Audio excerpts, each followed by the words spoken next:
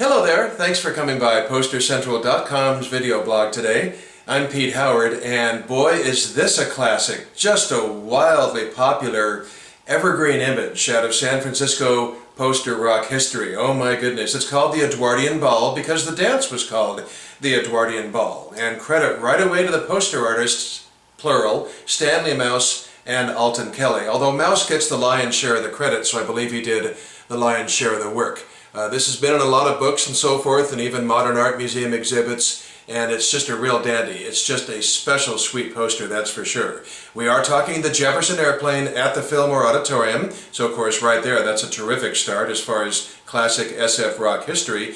But interestingly, this is not a Bill Graham Presents. Bill didn't, of course, own every night at the Fillmore. He would rent out the weekends. By this point, late '66, he definitely had every weekend reserved, but there were spots for other things, and everybody was tried to be, of course, on a friendly basis. So the associated students of San Francisco State College are the ones who rented the Fillmore for this Sunday night, and they held their homecoming dance and through this gig. By the way, this particular, if this was a Bill Graham event, it would have fallen between BG 35 and 36. But as I said, it was not. It was the Associated Students of SF College, and boy, did they step up to the plate with a poster design. Holy cats, it's just beautiful, isn't it? Of course, the main centerpiece is this striking image of a man in, dressed in Edwardian attire, referring, of course, to England like 1900-1910 under the rule of King Edward VII.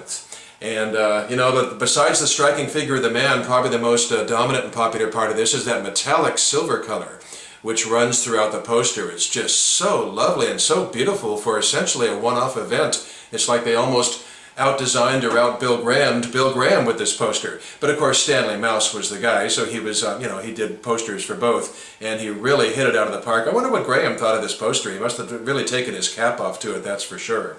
Opening act, by the way, that night was Demon Lover, and they're in the lower left-hand corner above the date, as you can see.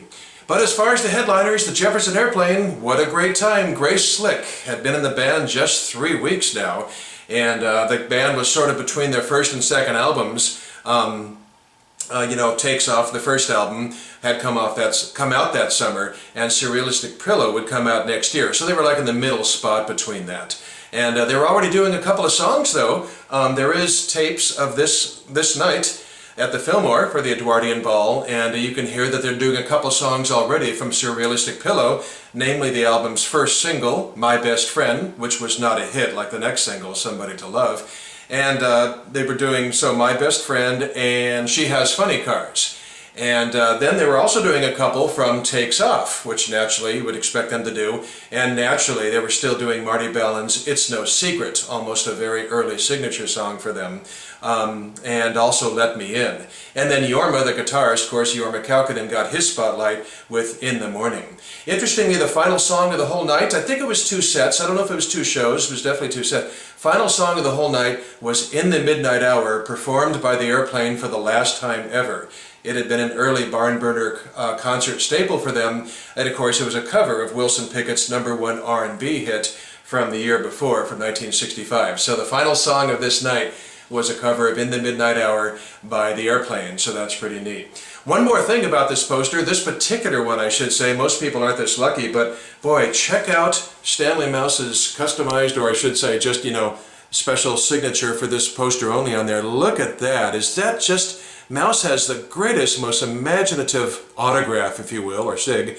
And, he complemented the metallic silver found throughout the poster with a metallic gold signature, and it just really hits it out of the park with this poster. Just a beautiful sig, that's for sure.